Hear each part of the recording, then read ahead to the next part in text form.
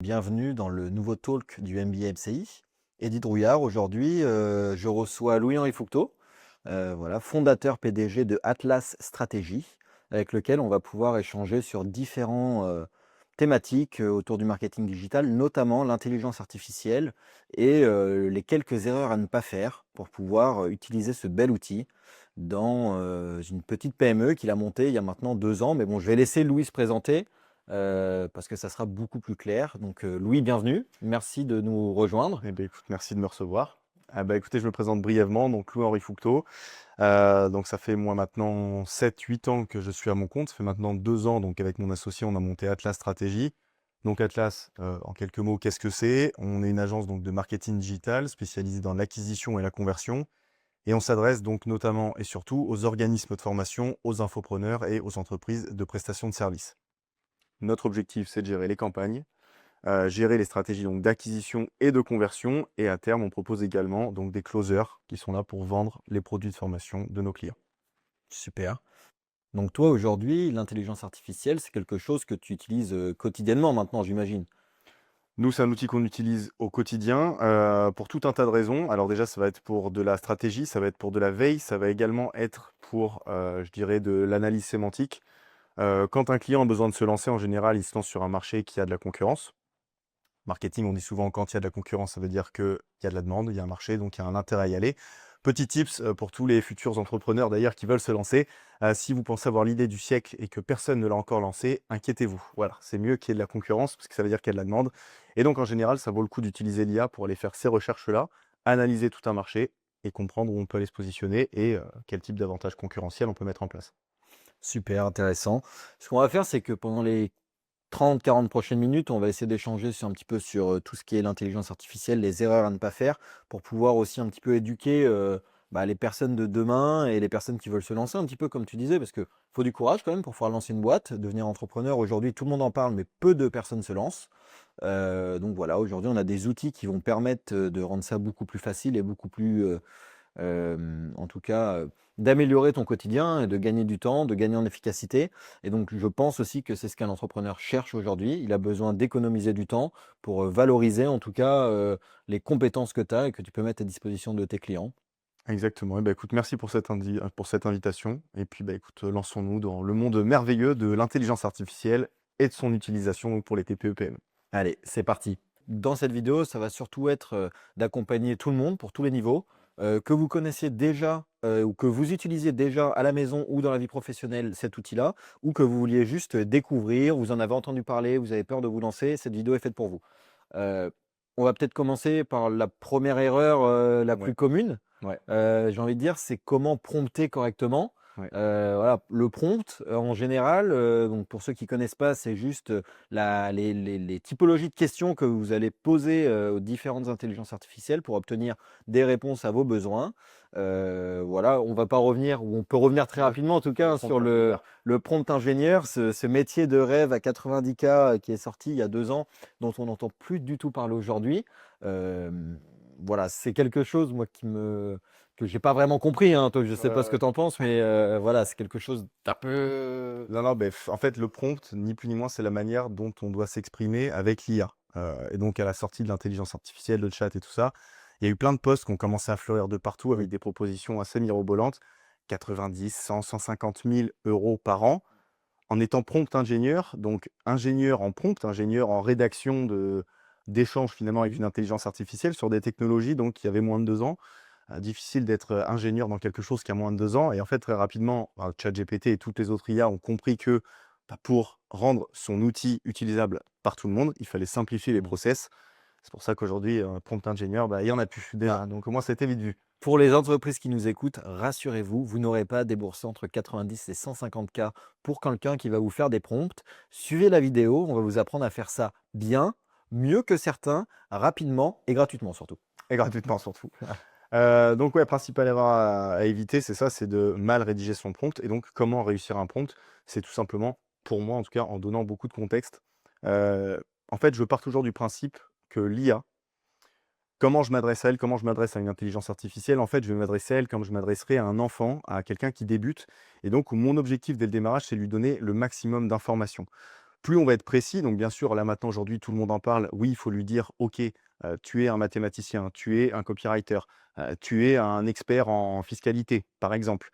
OK, c'est super, mais il ne faut pas s'arrêter là. Plus vous allez lui donner d'infos, plus elle sera capable de comprendre l'environnement dans lequel vous êtes. Et ensuite, du coup, on en viendra au deuxième sujet que moi j'apprécie et que toi aussi d'ailleurs. Mmh. Ce sont finalement les fichiers, vos dossiers au sein de ChatGPT. En fait, vous allez regrouper toute l'info que vous lui avez déjà fournie sur une thématique donnée. En fait, elle va pouvoir retourner chercher à l'intérieur de tout ça. Et plus vous allez la nourrir, plus vous irez vite. Tout à fait. On va peut-être, rester, focus sur la partie prompt dès le début. On va vous présenter une méthode que vous retrouverez, un petit peu partout maintenant sur internet, et on va faire un petit peu notre variante aussi parce que Ouais. sans se consulter en fait, en discutant, pour faire cette vidéo, on s'est rendu compte qu'on avait à peu près les mêmes habitudes. Donc voilà, on va vous parler de la méthode CARE, C-A-R-E, donc le C pour du contexte et c'est ce que tu racontais tout à l'heure, hein, voilà. Juste dire: «Tu es juriste, tu es, développeur, tu es, ce que tu veux», ça suffit plus en fait. Plus vous allez donner du contexte, dans votre prompt, mieux la réponse sera à la fin. Et quand on dit donner du contexte, ça peut être, voilà, tu es un ingénieur qui a l'habitude de travailler sur tel type de logiciel et qui travaille sur tel type de ceci, de cela. Plus vous allez lui en donner, mieux ce sera. Voilà, va pas falloir se limiter juste à un prompt de 2 phrases. Tout ça, c'est fini. Si vous voulez être performant et avoir les meilleures des réponses, en tout cas, c'est pas comme ça qu'on ira. Voilà. Le A, je vais te laisser en parler, hein, les actions attendues, en tout cas. Mmh. Heu, Exactement. Donc, une fois que vous lui avez dit ce que vous attendiez d'elle, ou en tout cas qui elle devait être et l'environnement dans lequel elle doit se projeter, ou en tout cas se dire: «OK, je suis dans cette thématique-là». En fait, ChatGPT, comment ça fonctionne? C'est simple, c'est un grand tableau. Si vous jetez une petite goutte d'encre dessus, et que vous avez espoir que ça fonctionne, c'est pas possible.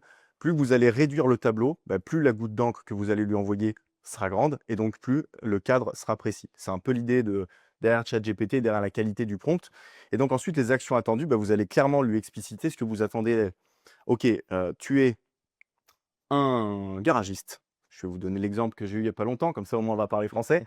J'ai ma voiture qui est tombée en panne il y a peu, à cause d'un problème de colonne de direction. Je lui ai donné donc le modèle, je lui ai dit: «Tu es garagiste», je lui ai donné l'année du véhicule, le nombre de kilomètres, donc je lui donne un maximum d'informations et surtout je lui donne le problème que j'ai identifié et donc les actions ensuite que j'attends d'elle, c'est: «Donne-moi des solutions, fais une analyse sur tout internet, au niveau des blogs, des sites de garagistes, peu importe. Trouve-moi le maximum d'éléments et propose-moi la solution la plus optimisée».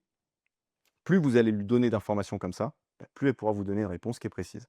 Donc du coup, là maintenant, ça nous amène vers le R, qui sont donc, les règles, en tout cas à respecter et comment tu vas essayer de, cloisonner un petit peu ou, choisir le type de réponse que tu as envie d'avoir. Je vais reprendre ton exemple de garagiste, hein.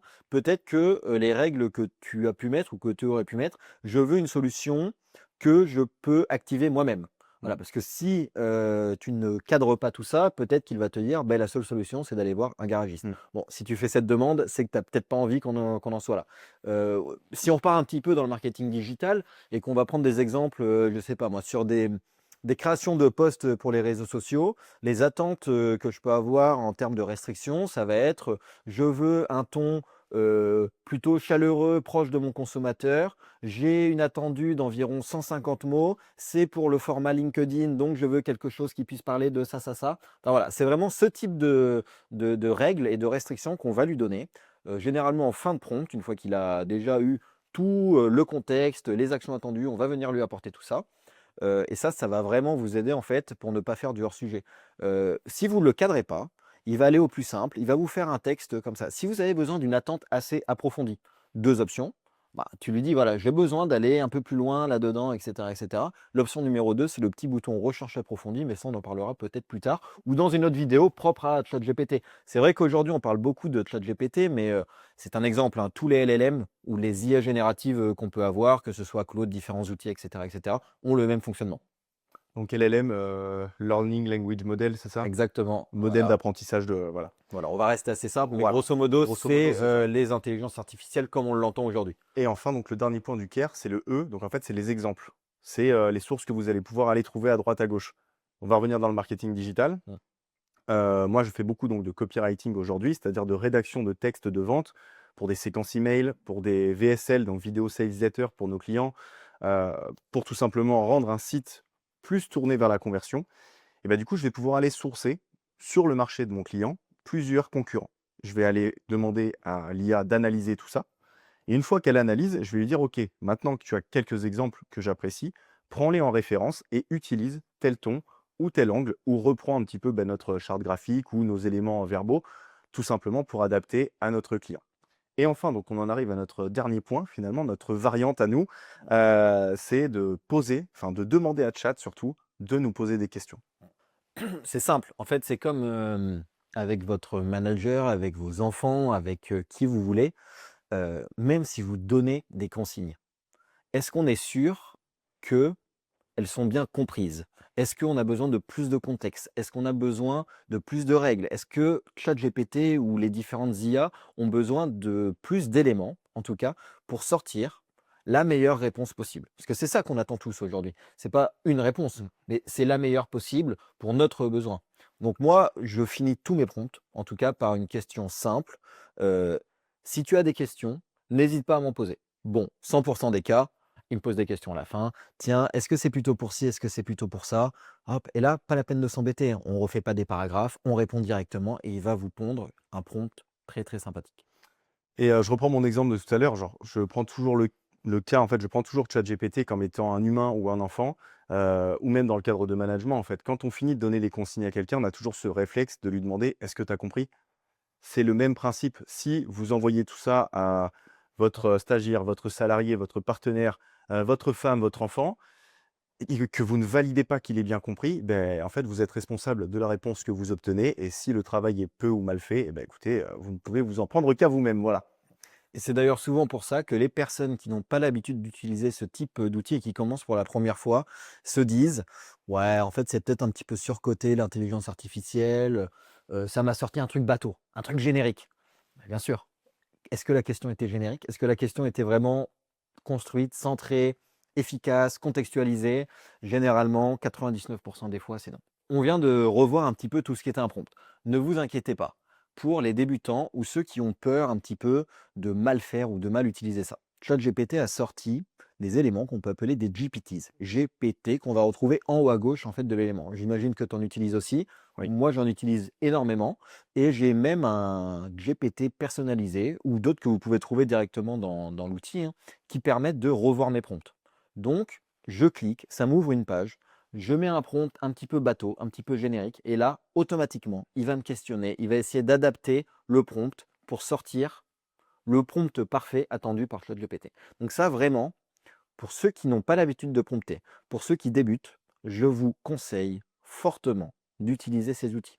Vous tapez prompt ingénieur, les fameux à 95K, mais qui sont gratuits maintenant directement dans l'outil, et essayez, vous allez voir, pour les mêmes demandes que vous ferez, les réponses seront totalement différentes parce qu'à la fin, vous aurez un prompt efficace et en tout cas qui répond aux besoins de cette IA générative.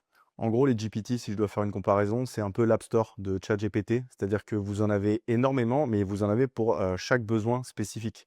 Donc au moins, vous pouvez aller chercher directement dedans le GPT ce qu'il vous faut, prompt ingénieur. Vous demandez à ce prompt ingénieur: «OK, j'ai besoin d'atteindre tel objectif, rédige-moi le prompt le plus optimisé» et il vous le sort. Vous n'avez plus qu'à le copier-coller et remettre dans ChatGPT derrière, donc c'est quand même assez formidable. Exactement. Et si on va un petit peu plus loin, parce que pour avoir discuté avec pas mal de PME, autour de moi, on se rend compte qu'en fait, généralement, tu as 1 ou 2 personnes dans les équipes qui savent utiliser l'outil et le reste de l'équipe qui est un petit peu perdu. Forcément, il y a tout âge, toute, culture digitale, dans les équipes, dans les entreprises et vous pouvez utiliser normalement des GPTs au sein de vos équipes pour que tout le monde ait accès à un outil facile, rapidement et que ce soit, la solution idéale en fait, pour tout le monde. Mmh. Alors c'est vrai qu'il y a 2 écoles, voilà, Eddy est plutôt team, GPTs, moi je suis plutôt team dossier. C'est-à-dire que sur le côté gauche donc de mon chat GPT, j'ai un dossier quasiment par client ou par besoin et en fait, du coup, je vais directement aller chercher dedans. Je vais lui dire: «OK, reprends toutes les informations qu'on a déjà vues ensemble par rapport à ce client-là. J'ai besoin aujourd'hui d'atteindre tel objectif». Là, je vais reprendre la méthode CARE plus ma question à la fin et au moins comme ça me permet d'éviter à chaque fois de retaper et retaper et de redonner les infos. Et maintenant du coup, ChatGPT a rajouté une nouvelle Mmh. fonctionnalité qui lui permet d'aller rechercher dans tous vos anciens prompts, sans même maintenant avoir besoin forcément de les classer par dossier. Et ça lui permet du coup de retrouver toutes les infos que vous lui avez données et de gagner beaucoup de temps. Parce qu'en fait, bon, Sam Altman et toute l'équipe de ChatGPT, OpenIA ont bien compris que les gens l'utilisaient mal. Donc, ils trouvent des solutions pour permettre à tout le monde de l'utiliser mieux. D'ailleurs, en parlant de ça, je vais faire une petite aparté pour tous ceux qui nous écoutent avant qu'on passe à la règle numéro 2 à ne surtout pas faire. La petite aparté, ça va concerner vos données. Je sais qu'aujourd'hui, beaucoup d'entre vous ont un petit peu peur d'aller utiliser ce genre d'outils parce que vous vous dites que toutes vos données vont être aspirées. Petit conseil, quand vous prenez la version payante de ChatGPT, d'ailleurs tu l'as déjà fait, on en a déjà parlé, faut directement aller dans les paramètres et il y a une option qui dit ne pas entraîner le modèle avec mes données. Au moins, vous serez sûr que les données que vous allez intégrer dans l'outil ne vont pas être diffusées partout. Attention, je ne suis pas en train de vous dire qu'en cliquant sur ce petit bouton, vous devez donner les chiffres de vente de votre boîte, vos numéros de carte bancaire, etc., etc. Forcément, on est quand même sur des open source, il faut faire attention à ce qu'on met dedans, mais en tout cas, ça va permettre de réduire le risque. Voilà. Donc ça, c'est vraiment pour ceux qui ont la petite peur sur les données. Moi, j'en fais partie. Voilà, donc je suis quand même venu sécuriser un minimum mes données.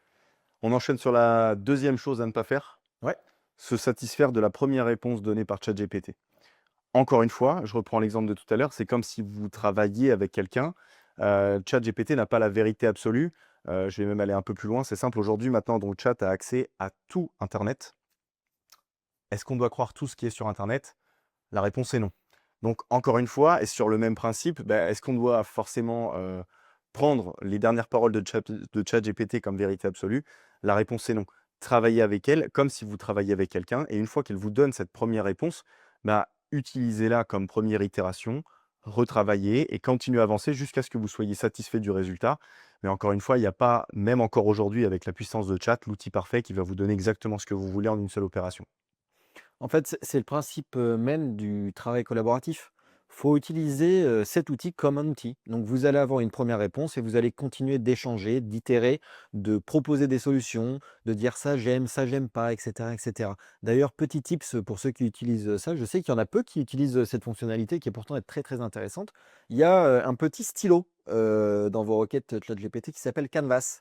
Et donc là, ça va vous permettre d'ouvrir dans un second volet l'entièreté de vos réponses et de sélectionner ce que vous voulez modifier, garder, et cetera. On a vite tendance, à dire: «Ah ça me satisfait pas trop, reformule parce que je suis pas trop content du deuxième paragraphe», il va tout vous changer. Alors là, c'est dramatique parce qu'on a perdu tout ce qu'on aimait bien et forcément ce qui nous a sorti, peut-être que ça nous plaît moins. Avec cette fonctionnalité, en tout cas, vous allez pouvoir pas à pas venir modifier vraiment les éléments, que vous n'aimez pas ou que vous voulez améliorer tout simplement. Mais voilà, toujours, toujours, toujours continuer à échanger jusqu'à avoir, la réponse attendue à vos besoins, quoi. Règle suivante, et très importante aussi pour l'utilisation de cet outil, ne pas repartir de zéro. On a la chance aujourd'hui d'avoir un outil qui va, comprendre, s'améliorer au fur et à mesure des fois où vous allez échanger avec lui. La première règle ou la première chose que vous faites et que vous faites mal, désolé de vous le dire, c'est qu'à chaque fois que vous avez une question, un besoin ou quoi que ce soit, vous recréez un nouveau chat. Faut arrêter. Voilà. On va se le dire dès maintenant. Si vous avez régulièrement besoin de réécrire des mails professionnels, d'écrire des posts pour des réseaux sociaux pour une marque, de faire n'importe quelle action récurrente, continuez d'écrire dans le même chat. Ne relancez pas une nouvelle conversation. Il va au fur et à mesure de vos corrections apprendre, s'améliorer et répondre à vos besoins beaucoup plus rapidement. Au tout début de la vidéo, on se disait, il ne faut pas se contenter de la première réponse.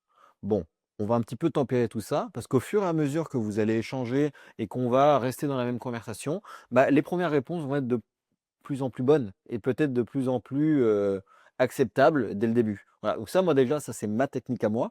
Je sais que c'est quelque chose qu'on n'a pas l'habitude de faire. On veut tout le temps recréer quelque chose de nouveau, mais ça fonctionne. Et toi, je sais que tu as une grosse partie de classification aussi dans tes conversations. Et ben, je rebondis sur ce que tu dis. En fait, au fur et à mesure, à l'intelligence artificielle, au début, on vous a dit n'acceptez pas la première réponse. Au fur et à mesure, en fait, ça va devenir acceptable. Pourquoi? Tout simplement parce que c'est l'éducation. On en parlait tout à l'heure. Quand vous accompagnez quelqu'un, au fur et à mesure, il devient de plus en plus compétent dans sa tâche. Et ChatGPT, c'est la même chose pour elle ou toutes les autres intelligences artificielles.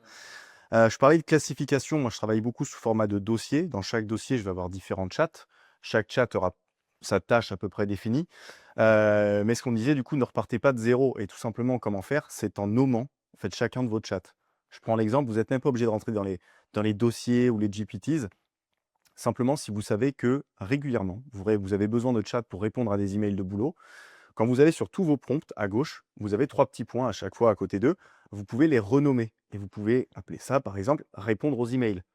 En fait, au fur et à mesure que vous allez l'éduquer, que vous allez lui donner un peu vos tournures de phrases, comment vous aimez répondre, vous n'aurez plus qu'à copier-coller l'email, vous le mettez directement dans votre prompt, vous lui dites réponds, il répondra exactement comme vous voulez, avec votre style et vos tournures de phrases.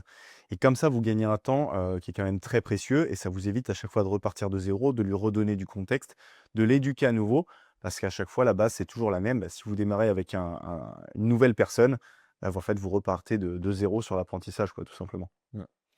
Et je veux rebondir aussi un petit peu sur ce que tu disais tout à l'heure, Louis. Toi, tu classifies beaucoup, tes différentes conversations par client, parce qu'au moins, du coup, il a déjà un petit peu plus de contexte que si tu faisais une page blanche. Donc ça, c'est vraiment ton côté agence, hein. Tu fonctionnes avec des clients, donc tu as l'habitude de fonctionner comme ça.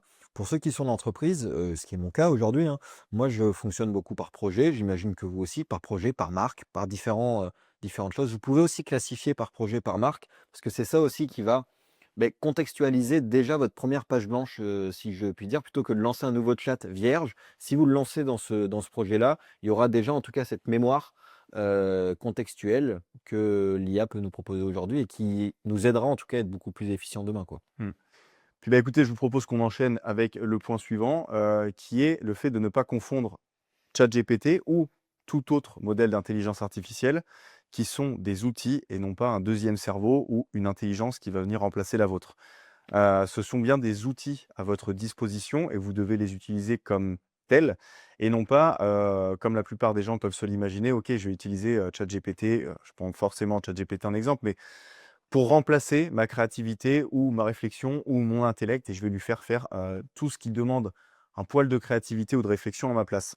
C'est un outil qui est là pour vous accompagner dans ces process de réflexion-là, qui peut vous questionner. Vous pouvez travailler ensemble. C'est pour ça qu'on vous disait, demandez-lui à chaque fois de vous poser des questions, parce qu'il a une manière de réfléchir qui est différente de la vôtre, parce qu'il va vous demander d'être plus précis, de réfléchir aussi de manière analytique parfois. Chat a un regard qui est neutre. Parfois, tu parlais de projets, que ce soit pour des entreprises ou même moi avec certains clients, on peut avoir de l'affect, on peut avoir voilà, un peu de sentiment dedans. Chat, lui, a toujours une base qui est très neutre et donc vous permet de réfléchir de manière cartésienne. Donc en fait, demandez-lui de travailler avec vous, pour vous, mais non pas à votre place. Tout à fait et aussi de vous challenger. Moi, ça m'arrive souvent de lui balancer des idées ou même mes présentations que je dois faire, par exemple, à mon manager et voilà, je lui dis clairement: «Mets-toi dans la peau de mon manager et démonte mon projet, quoi». Mmh. Alors, dit comme ça serait peut-être un petit peu violent, mais en tout cas, ça me pousse à faire mieux et alors des fois, il va me proposer des choses qui n'ont pas d'intérêt pour moi, et là, c'est aussi, là où le professionnel a encore sa place, hein, c'est de savoir est-ce que c'est intéressant, pas intéressant. Mais des fois, il va me dire, «Tiens, mais tu m'as pas du tout parlé de cet aspect-là dans ton projet» et cetera et cetera et ça m'est arrivé plus d'une fois de me dire: «C'est vrai que c'est super intéressant, je l'ai pas du tout abordé, j'ai jamais pensé à le voir de cet œil-là» et c'est quelque chose que je fais beaucoup, voilà. Donc se challenger aussi avec, ces outils-là et comme on disait, ça reste qu'un outil. Tu sais, je donne quelques cours de temps en temps, dans des écoles et ça devient, effrayant. À la moindre question, ChatGPT, comment faut faire ci, comment faut faire ça. Ça m'arrive des fois d'avoir des personnes qui me font des présentations et qui me sortent beaucoup de vocabulaire très, très professionnel, hein. Alors ça paraît super, mais quand on commence à poser une question, à creuser, ils comprennent pas en fait, ce qu'ils sont en train de raconter. Donc c'est là où il faut vraiment faire Mmh. attention et que ça ne reste qu'un outil. On a la chance d'avoir eu l'apparition de l'intelligence artificielle comme on la connaît aujourd'hui, après déjà quelques années de carrière. Donc on a pu développer des compétences réelles et se servir de cet outil comme un prolongement ou pour être plus créatif, pour aller plus loin, pour gagner du temps, gagner du temps là où on n'a pas notre valeur ajoutée. Aujourd'hui, moi, il y a beaucoup, beaucoup, beaucoup de tâches que je ne fais plus grâce à ChatGPT parce que ma valeur ajoutée, elle n'est pas là. Mais encore une fois, attention, il faut que ça reste un outil et donc là, je le dis pour tout le monde, hein, c'est des outils magnifiques qui, moi, m'impressionnent tous les jours professionnellement, me font grandir, je pense aussi parce que, comme je le disais, je peux argumenter, me faire aider, aller plus loin, ne pas avoir cette barrière que je pouvais avoir avant sur «je ne sais pas faire, donc je le fais pas» ou «Ah non, mais je ne saurais pas faire, je suis pas assez créatif, je suis pas assez ci». Mais en fait, aujourd'hui, on n'a plus de limites Ouais. ou «je ne sais pas coder» ou «non, je pourrais pas faire ça». Et ben, voilà, ChatGPT va vous aider pour aller plus loin en tout cas, mais ça ne reste qu'un outil. Donc voilà, attention à tout ça quand même. Non, non, mais je vais faire, pardonnez mon langage, mais je vais faire le vieux con. Nous, on a eu la chance de grandir dans un monde où on devait encore travailler, réfléchir, aller mettre les mains dans le cambouis pour créer quelque chose. On a la chance donc d'avoir vécu cette époque où on devait vraiment travailler et faire ses travaux de recherche et de compréhension. Et c'est pour ça, quand on passait à l'oral devant des clients, quand on arrivait pour présenter un projet, quand même on faisait nos études à l'époque, on comprenait les sujets qu'on abordait parce qu'on avait vraiment bûché dessus, on était capable de les présenter et d'en parler en ayant compris. Aujourd'hui, les étudiants, comme tu le dis, et les futures générations, c'est là où je dis que je vais faire le vieux con, c'est qu'ils se fatiguent plus à réfléchir. En fait, ils prennent l'outil, ils lui demandent: «Réfléchis à ma place, donne-moi le produit fini, écoute, je vais aller le présenter tel quel et si ça passe, tant mieux» et les 3 quarts du temps, malheureusement, ça passe pas. C'est un peu le problème avec les générations qui arrivent, c'est que, du coup, on leur demande et on leur donne tous les outils pour débrancher le cerveau. Alors, je vais parler de TikTok, les réseaux sociaux, mais l'intelligence artificielle en fait partie. Mmh. Nous, on l'utilise comme une aide, non pas comme une fin en soi qui va nous permettre vraiment de ne plus rien faire et de ne plus faire travailler notre matière grise. Tu donnais l'exemple du code. Tu vois, moi, aujourd'hui, bon, je fais de la création de sites web, des tunnels de vente, c'est du web développement, donc je sais faire un peu de HTML, CSS, j'ai les bases, mais je suis pas développeur full stack. Pourtant, j'ai déjà eu des cas où j'ai eu besoin d'aller faire de l'intégration en JavaScript. Je demande à ChatGPT, elle est capable de me sortir les codes et je peux les intégrer. Alors que c'est des trucs très techniques. Ouais. Fondamentalement, c'est pas mon domaine. Je reprends l'exemple de la voiture tout à l'heure. Je suis pas mécano, j'ai réussi à trouver une solution. Mmh. Donc en fait, quand on s'en sert comme un outil, c'est merveilleux pour comprendre. Il faut encore garder cette curiosité-là. Mmh. Chat est là pour nous apporter des réponses. À nous de savoir si on a envie de les comprendre ou non. Exactement. Bon, et maintenant, pour ceux qui sont encore là, on va parler de choses un petit peu plus, positives, j'ai envie de dire, parce que là, en plus, on est qu'au début, hein, de toute cette technologie, donc je ne sais pas où est-ce qu'on sera dans même 2, 3, 5 ans. On ne parle plus en dizaines d'années, hein, vu à la vitesse à laquelle tout ça évolue, je ne sais pas où est-ce qu'on sera dans 2 ans. Mais en tout cas, parlons de choses un petit peu plus positives. On va essayer de vous apporter quelques cas concrets, que ce soit professionnel ou personnel, parce qu'on en parlait aussi au début de cette vidéo. Hem Ces outils-là, c'est un bel outil professionnel, mais même dans la vie de tous les jours, en fait. Moi, j'ai quelques exemples, je vais vous en donner un, pas plus tard que tout de suite, qui m'aident à structurer aussi des éléments dans ma vie personnelle et à gagner du temps. Heu, J'adore cuisiner. Voilà, tu le sais, j'adore cuisiner, mais aujourd'hui, ben, j'ai plus le temps de cuisiner, comme avant, mais je veux quand même continuer à le faire. Donc, j'ai bossé avec, ChatGPT un petit truc de batch cooking. Voilà, ça parlera à beaucoup de personnes, j'imagine, de comment le dimanche je peux faire pour, réduire les coûts de mes courses, faire un max de préparation en amont et continuer à pouvoir cuisiner, le plaisir de cuisiner tous les soirs, mais de façon beaucoup plus rapide, qu'avant. Donc tu vois?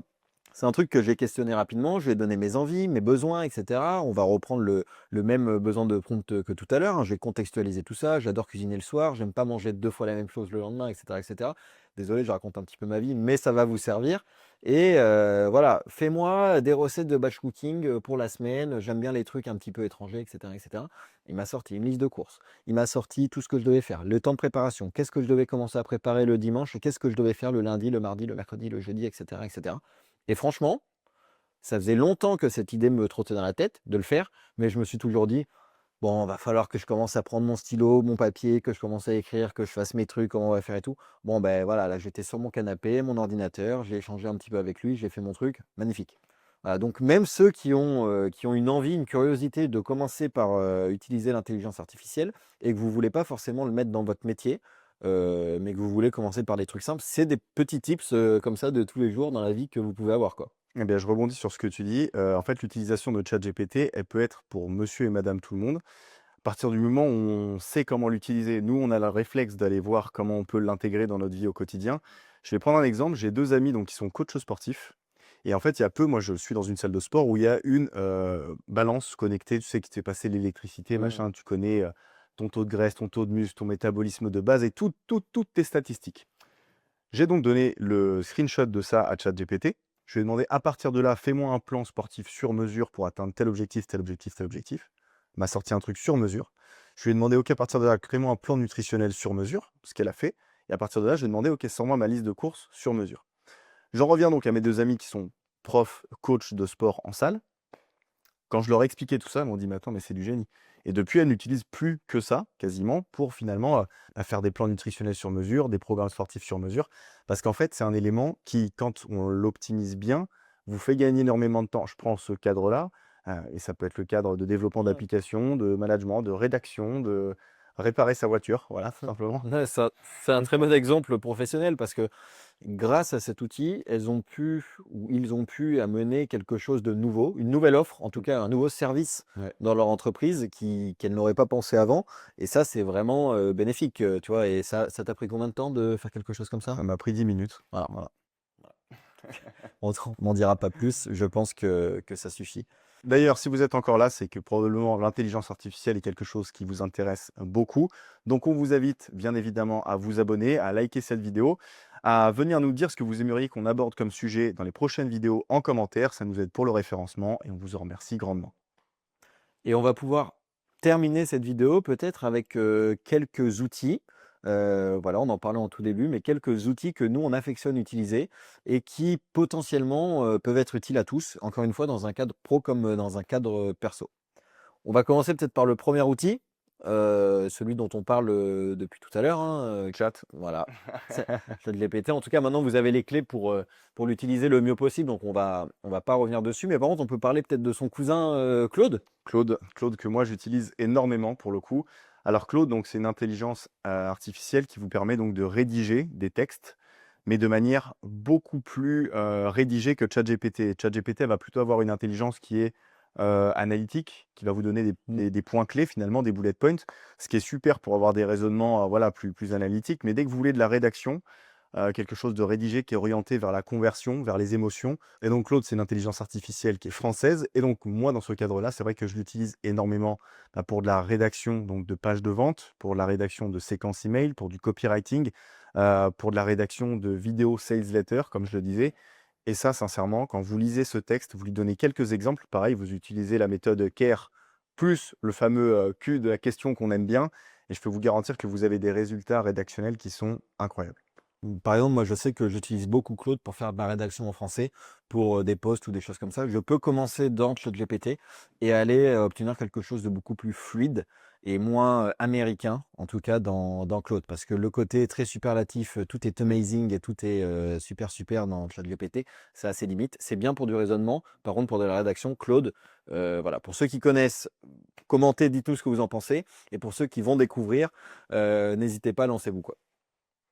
Deuxième outil que tu m'as fait découvrir et que j'affectionne énormément Mmh. maintenant, Gamma. Ouais. Gamma, bah, le nouveau PowerPoint, de demain, quoi, hein. En gros, c'est une intelligence artificielle qui va vous permettre de créer des présentations, que ce soit pour des entreprises ou autres. D'ailleurs, des présentations ou même des posts pour les réseaux sociaux, pour LinkedIn et cetera. Mais on va plutôt se focaliser sur la partie présentation aujourd'hui. Voilà, vous arrivez avec un prompt ou pas d'ailleurs. Vous pouvez même, juste lui dire, «Je veux une présentation sur, l'écologie, dans le monde en 2025». Il va vous faire quelque chose, allez taper un petit peu partout et vous créer quelque chose de super, super sympathique. Mais si vous avez déjà, votre contenu, vous savez ce que vous voulez en faire, mais vous n'avez pas envie de vous prendre la tête avec, PowerPoint et de sortir un truc un petit peu moche à l'avant, on va pas se mentir. Oui, Canva, est arrivé, c'est très Mmh. sympathique. Canva, je sais pas pour toi, j'aime beaucoup, mais je galère dessus. Mmh. Donc mes équipes, ils sont très bien sur Canva. Moi, Gamma, c'est maintenant, comme ça que je m'en sers. On peut aussi uploader une charte graphique, balancer, il va vous générer automatiquement, des slides super bien faite, très professionnelle, sur lequel aussi vous allez pouvoir créer des photos sur mesure générées par l'IA qui vont pouvoir venir agrémenter, beh, les différentes slides, que vous avez envie de faire, quoi. Je rebondis sur ce que tu disais. Là, récemment, j'ai eu un client, donc pour passer des certifications, donc tout ce qui va être Calliope, avait besoin qu'on lui crée toute une présentation. Un boulot qui normalement aurait pris 2 3 jours, ou même en utilisant Canva, tu vois, aurait pris quand même un certain Mmh temps. mh. J'ai donc intégré toute la charte graphique de mon client dans Gamma. Ça m'a permis donc de lui générer, en lui donnant exactement ce que j'attendais d'elle sur la presse, toute une présentation d'une quinzaine de pages qui répondait à tous les critères demandés par les organismes certificateurs. Ça m'a pris 25 minutes. Voilà. Voilà. Non, ouais, voilà, Gamma, écoutez, essayez. Je connais des personnes qui ont essayé, qui ont pas vraiment adhéré. Voilà, faut essayer, faut y aller. Même moi, le premier, je vais avouer, j'avais fait deux trois tests et j'étais pas vraiment dedans. Mais depuis, bah, en fait, j'en démords pas, quoi. Voilà. Troisième outil.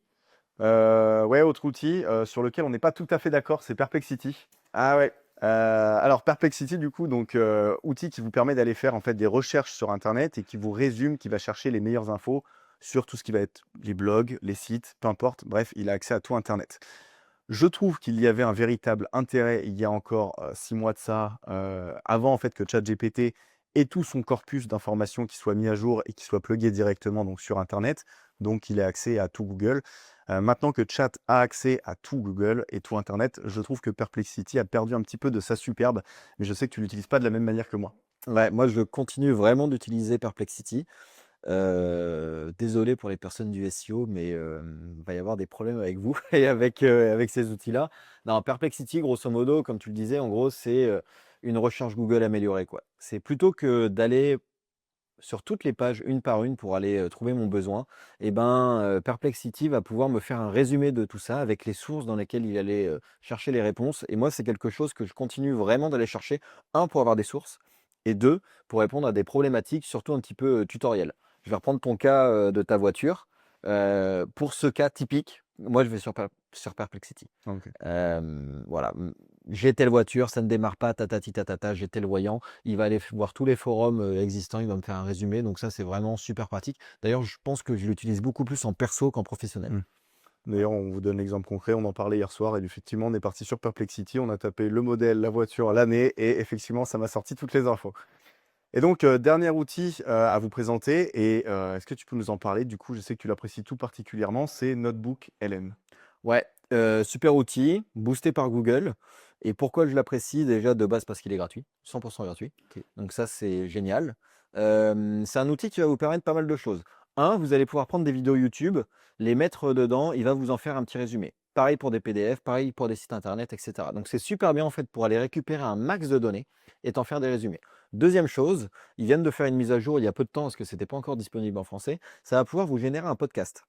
Donc pour les personnes qui, comme moi, ont 45 minutes de route, le matin, ou qui prennent les transports en commun, vous pouvez, lui balancer des études, des PDF, des PowerPoint, tout ce que vous voulez, des sites internet. Il va vous générer un podcast en français, créé par l'IA, super fluide, dans lequel vous allez pouvoir intervenir.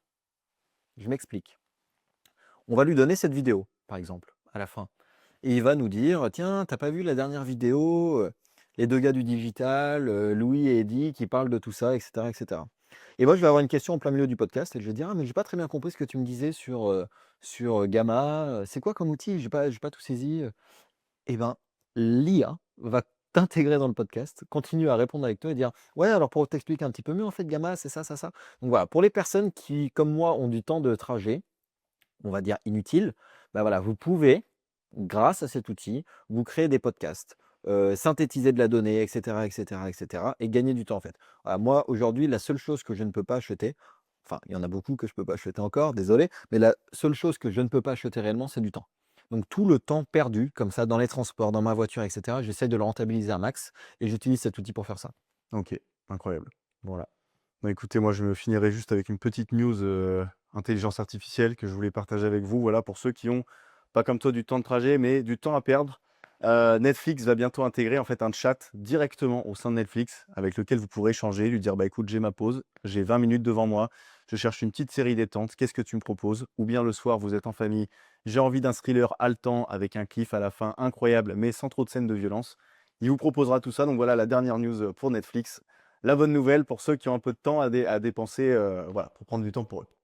Au moins, en tout cas, on sera beaucoup plus rapide parce que qui n'a pas connu, Exactement. la longue séance pendant une demi heure à se faire tout le catalogue avec, son conjoint sans jamais rien lancer à la fin? Et ben c'est exactement pour ça qu'ils le sortent. Voilà. Bon, bah, écoutez, pour ceux qui sont encore là avec nous, déjà, merci. Nous, on reste bien sûr disponible donc dans la section commentaires. N'hésitez pas à nous dire également les sujets que vous aimeriez qu'on aborde, ceux que vous aimeriez qu'on approfondisse également peut-être. Encore une fois, n'oubliez pas de vous abonner, de liker cette vidéo, ça nous aide énormément pour le référencement. Puis, bah, écoutez, nous, de toute façon, on vous dit à très vite dans la prochaine vidéo. Je pense que dans la prochaine vidéo, on va peut-être aborder l'automatisation. Parce que tu vois, c'est un des outils qu'on n'a pas parlé tout à l'heure parce qu'on était focus IA, mais des outils comme Make, Zapier, N8N, Ouais. toutes ces choses-là qui peuvent vous faire gagner du temps, à tous, en fait, et dans vos vies professionnelles. comme personnelles d'ailleurs. Je pense qu'on va aborder ça. Voilà, on verra les commentaires et puis on se décidera à ce moment-là. En tout cas, merci à vous, merci d'être restés, merci de nous avoir écoutés et à très vite.